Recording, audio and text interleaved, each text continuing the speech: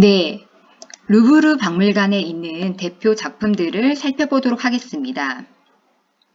먼저 이 작품은 가나의 결혼식이라는 작품입니다. 루브르 박물관에서 제일 큰 작품이고요. 모나리자 전시실, 모나리자 작품 바로 맞은편에 위치하고 있습니다. 대략 16세기경에 제작되었고, 이 작품은 신기하게도 나폴레옹이 이탈리아 성 조르조 마조레 성당에 걸린 작품을 막 떼어냈대요. 네, 이 작품이 루브르 박물관에서 굉장히 큰 작품이라고 하거든요. 제일 큰 작품이라고 합니다. 근데 그렇게 큰 작품을 이탈리아 성당에 설치된 작품을 떼어내가지고 어디에? 프랑스에 있는 루브르 박물관에 이렇게 설치했다고 해요. 좀 한편 이탈리아 입장에서는 정말 좀 슬픈 이야기겠죠. 네. 이 베로네세라는 작가는 르네상스 미술의 중심을 담당했던 베네치아파 대표적 화가라고 해요. 근데 이 가나의 결혼식이라는 게 성경 속의 내용인가 봐요. 가나의 혼인잔치를 주제로 했는데 신기하게 그 혼인잔치에서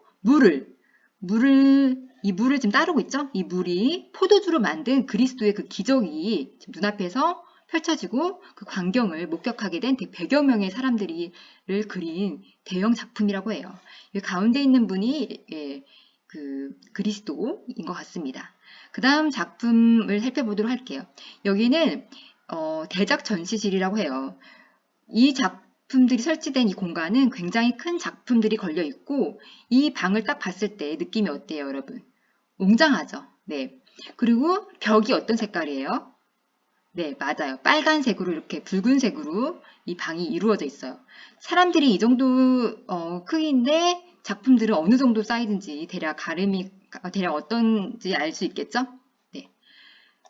이런 식으로 자파의 페스트 격리소를 방문한 나폴레옹 보나파르트, 장그로란 작가가 이런 그림을 그렸어요. 네, 이게 나폴레옹이라고 해요. 근데 사실 나폴레옹이 이런 약간 전염병 걸린 사람들 사실은 좀 약간 피했다는 식으로 그 소문이 있다고 하더라고요. 근데 그거를 해가지고 나폴레옹이 그러면 일반 사람들한테 엄청 비난을 받았겠죠. 그거를 잠재우기 위해서 아니야, 가서 나폴레옹이 가가지고 그 전염병 걸린 사람들 막 가서 위로도 해줘 도와줬던 거야, 이런 식으로 한마디로 말하면 좀 거짓 그림. 왜냐면 일반 시민들이 그렇게 막 나쁘게 나폴레옹 평가하면 안 되니까. 그 당시에 그러니까 정치적인 것들을 이용한 그림들이 굉장히 많았어요. 이런 식으로. 네. 이거는 유일하게 남은 나폴레옹 보나파르트 장군의 미완성인 거죠. 미완의 초상이래요. 다비드라는 작가가 그렸어요. 다비드는 신고전주의 작가거든요. 네, 다비드 작품 또 볼겠어요. 레카미의 분의 초상. 네, 이런 식으로 굉장히 아름답게 표현했습니다. 네. 그 다음에 굉장히 또 웅장한 작품 하나 볼게요. 다비드가 그린 작품이고 나폴레옹 1세의 대관식. 네. 이런 식으로 지금 이 작품을 실제로 봤으면 더 좋았겠지만 지금 이런 상태로 본다고 하면은 이게 나폴레옹이고 네. 지금 조세핀이라는 여왕에게 이렇게 왕관을 씌워주고 있고 이게 교황이래요. 근데 원래 교황이 이 왕관을 나폴레옹한테 써줘야 되는데 지금 나폴레옹이 나는 교황한테 이 왕관을 받는 게 아니라 내 스스로 내가 왕관을 쓰고 썼던 왕관을 다시 조세핀한테 건네주는 거야. 이런 식으로 지금 결국에는 그러면 나폴레옹의 위치가 더 높아 보이겠어요? 아니면 교황이 더 높아 보이겠어요?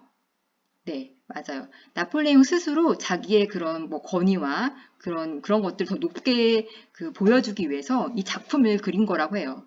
그리고 웃긴 게 여기서 약간 스케치하는 사람 보여요, 여기? 이게 지금 다비드 작가 자신을 그린 거라고 해요. 그래서 여기에 굉장히 많은 사람들이 있는데 이거를 일일이 다 이렇게 엄청 정성 들여서 묘사를 했다고 해요. 네.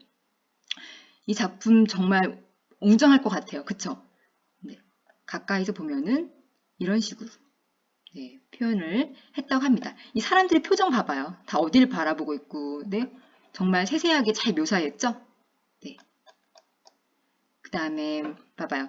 역사의 극적인 순간을 재현했고 화려하고 웅장하게 표현했대요. 나폴레옹의 황후, 향후 조세핀에게 관을 씌워주고 있는 듯하게 보여주고 있고, 네. 이 작품을 다비드는 의뢰받아가지고 다음에 12월에 되서야 그리기 시작했고, 그쵸? 그래서 이 교황이 축복해주고 있는 모습,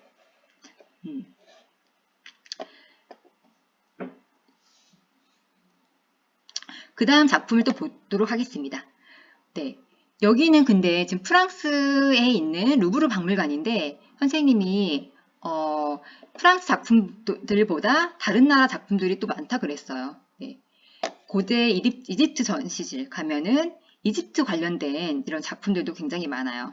앉아있는 사관의 상, 이분이 약간 그 기록을 하는 사람이라고 해요. 이런 식으로.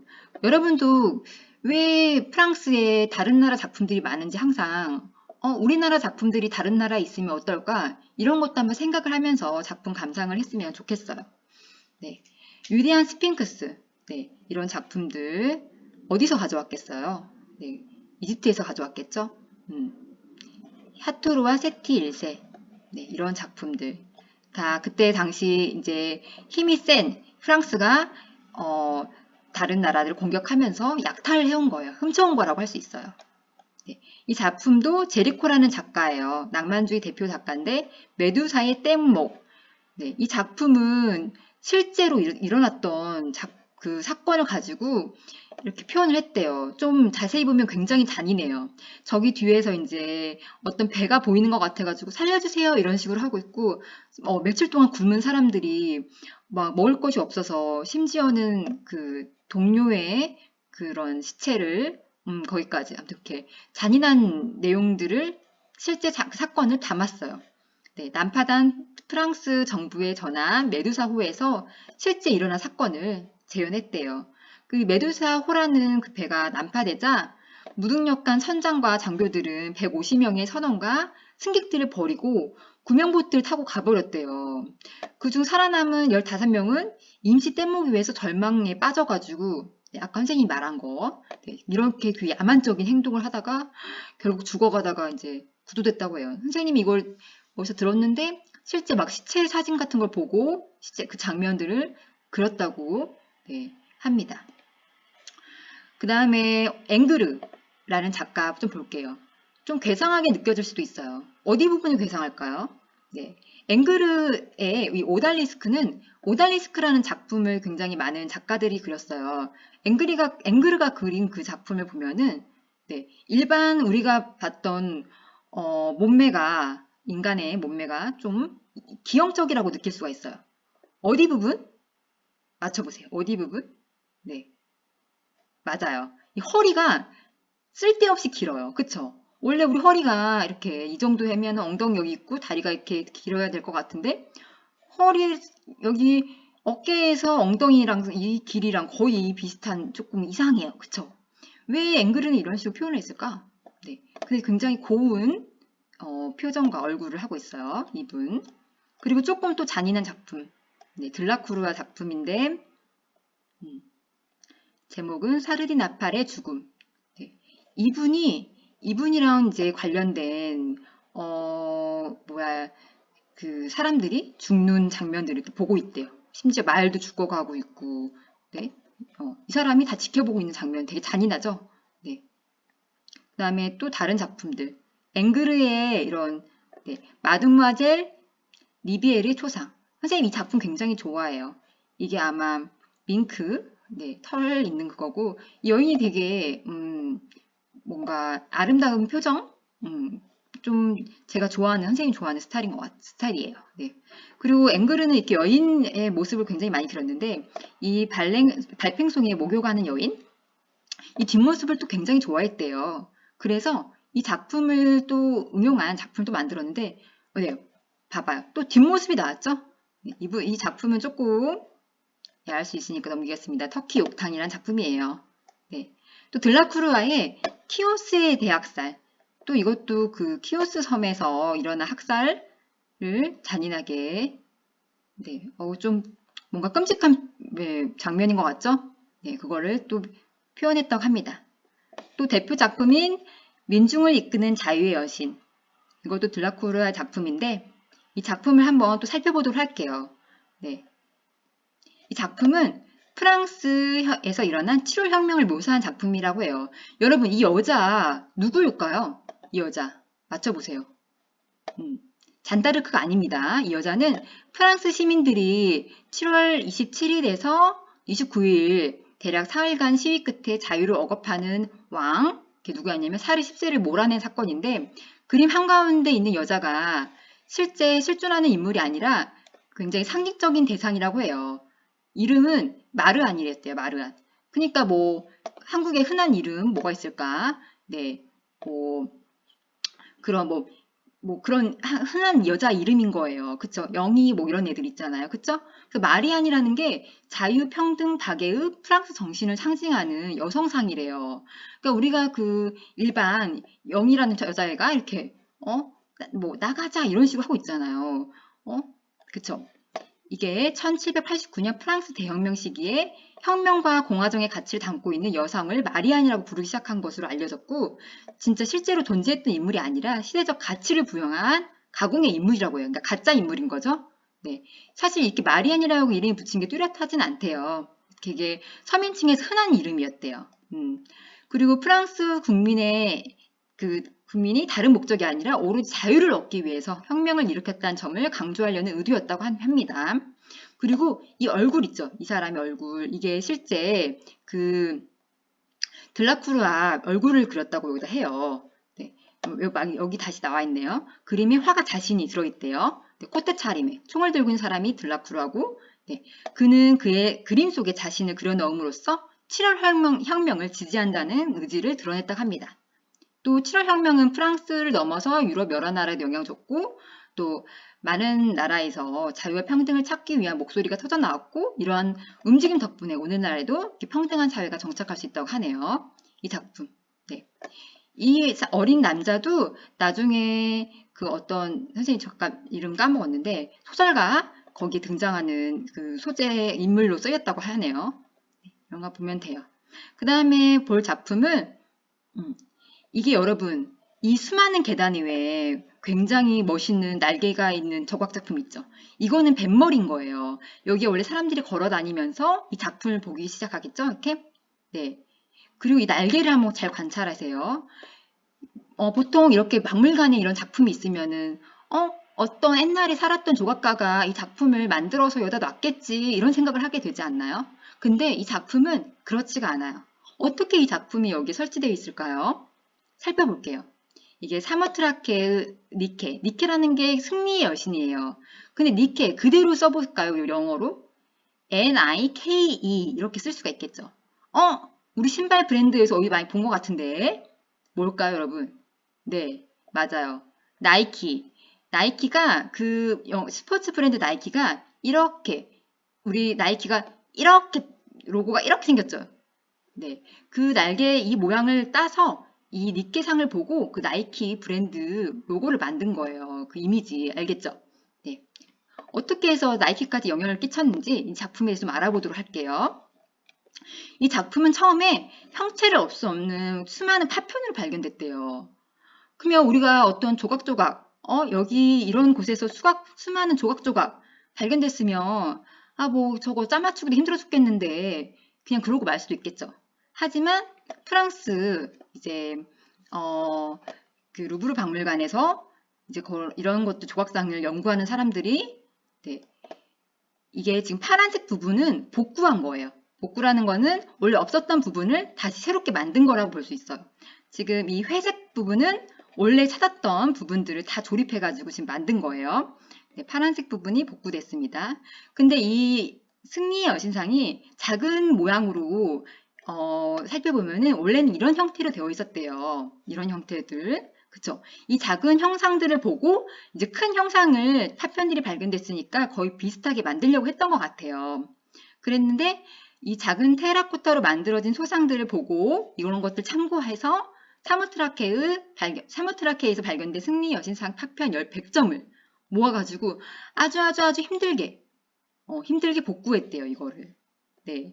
그리고 신기하게 원래 날개도 이 회색 부분 보면은 지금 우리 눈에서 보면은 오른쪽 편이죠? 이것만 발견이 됐는데 이게 이렇게만 설치하려고 하니까 그 박물관에 연구하시는 분들이 뭔가 날개 한 짝만 있으니까 좀 이게 균형이랑 어울리지 않고 좀 뭔가 좀 부족하다 이제 느꼈던 거예요. 그래서 그럼 이 오른쪽 부분을 다시 이렇게 반대 모양으로 이렇게 거의 따라서 이 왼쪽 부분 보이죠? 이 왼쪽 부분을 같이 똑같이 거의 복구를 한 거예요. 근데 신기하게도 이 오른쪽보다는 조금 덜 자세하게 이렇게 복구를 했대요. 네. 그래서 나중에 여러분이 실제로 루브르 가보면 왼쪽이랑 오른쪽이랑 비교해 보세요. 이 오른쪽 부분이 실제로 발견된 그 날개구, 여기 왼쪽 부분은 이쪽 부분은 다시 현대에 와서 복구를 한 거라고 합니다. 복제를 한 거죠, 똑같이. 그래서 양쪽 날개가 지금 생겼어요. 네, 양쪽 날개가. 네. 그 다음에 여러분이 잘 알고 있는 비너스상. 예전에 무슨 광고도 있죠? 뜨드드드드드 막 이런 그런 광고 있는 그쵸? 그 광고에 나오는 이 비너스상. 근데 선생님 왜 이 사무트라의 그 니케상은 날개 복구했는데 왜 비너스상은 팔 이거 복구 안 했어요? 이런 질문 할 수도 있어요, 여러분. 맞아요. 이게 대리석으로 만든 고대 그리스 말기의 비너스, 아프로디테죠? 거의 2m가 넘는데요. 일반 남자애들보다 키가 굉장히 크겠죠. 근데 일반인들은 한 이 정도 높이로 이 작품을 바라보게 되어 있어요. 네. 그래서 일부러 이렇게 좀, 또 굉장히 아래에서 위를 바라보는 그 조각상이기 때문에 좀 크게 만든 것 같기도 해요. 근데 원래는 이걸 연구해 보니까 팔이 이런 식으로 생겼을 거라는 가정을 했대요. 하지만 이게 그 아까 박물관에서 연구하시는 분들이 이 작품은 이거를 잘라진 상태로 그 자체로도 굉장히 아름답다 생각했고 아마도 선생님 생각엔 이거를 이렇게 팔을 설치함으로 인해서 실제 원본 작품보다 더 멋있게 복구를 할 수 있을까? 이런 의문을 품었던 것 같기도 해요. 그래서 결국에 이 비너스상은 그냥 이 자체로 이렇게 만들었다고 합니다. 네, 그래서 팔을 보고 네, 이런 식으로 생겼을 거라고 추측을 했다고 해요. 네, 그 다음에 뭐 이런 크니도스의 아프로디테 이거는 뭔가 웅장하지 않고 그냥 실제 약간 여인의 그런 모습으로 이렇게 여신의 아름다움을 표현했다고 합니다. 네, 이런 작품도 있다고 해요. 이 작품은 나중에 여러분이 좀 뭐 볼 수도 있겠지만 남자와 여자가 다 합해졌어요. 이 몸 안에. 거기까지는 노코멘트. 한번 나중에 이 작품을 살펴보세요. 네, 이것도 뭐 키테라 섬의 순례.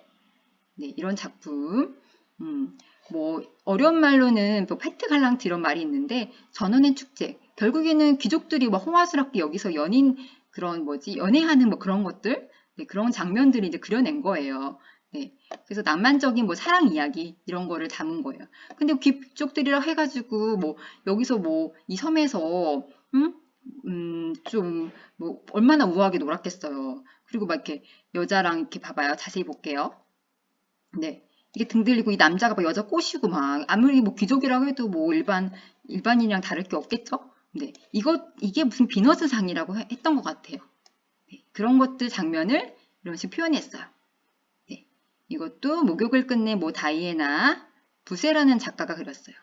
또 루브르에서 굉장히 중요한 컬렉션이 있는데 라카즈라는 어떤 사람의 컬렉션이 있어요. 이 사람이 로코코 작품을 굉장히 많이 산 의사였대요. 당시 이제 결국엔 죽었지만 이렇게 수많은 작품들을 모았고 네, 이런 식으로 많이 이렇게 수집을 하고 나중에 루브르 박물관에 죽으면서 기증을 했다고 해요. 루브르 박물관에는 또 루브르 친구들이라는 그런 뭐 멤버십 같은 게 있대요. 그걸 통해서 이제 라카즈처럼 작품을 구입해가지고 루브르에 도움을 줄 수 있다고 합니다. 선생님 이 작품 개인적으로 좋아하는데 이 작품은 라투스의 에이스를 든 도박사라는 작품이에요. 이 여자가 막 째려보고 있는 얘도 막 나 아닌데 뭐 약간 사기치고 있는 장면 같은데 이 작품 굉장히 이 눈빛들 서로 뭔가 경계하고 좀 재밌는 것 같아요. 네. 그리고 마지막으로 함무라비 버전 이것도 1750년 무렵에 바빌로니아 함무라비 왕이 제정한 세계에서 가장 오래된 성문법이래요. 네. 그래서 뭐 그런 얘기 있잖아요. 눈에는 눈, 이에는 이, 막 이런 최초의 성문법. 이게 루브르 박물관에 있다고 해요. 그리고 이게 루브르 박물관 가상 투어도 할 수 있는데 나중에 여러분이 여기 한번 들어가 봐서 가상 투어 해보시길 바랍니다. 한번 클릭해 볼까요, 선생님이? 네, 이런 식으로 가서 여러분이 선생님 블로그 와서 한번 봐도 되고 루브르 박물관 가상현실 치면은 관련된 게 아마 나올 거예요. 네, 좀 느리긴 하네요. 네, 여기서 이런 식으로 네, 보이나요, 여러분? 여기서 화살표를 누르면 이런 식으로 들어가서 이제 작품들을 구경할 수 있습니다. 네, 여러분도 한번 집에서 이렇게 저번에 우리 구글 아트앤컬처 앱 어플리케이션 배웠죠? 여기 돋보기 이런 거 눌러보고 이런 식으로 가까이 가가지고 한번 살펴볼 수 있어요. 가까이 클릭해서 이런 식으로. 네. 그래서 여러분이 루브르 박물관 가상 현실 체험도 할 수 있습니다. 오늘 그럼 수업 여기서 마치도록 할게요. 감사합니다.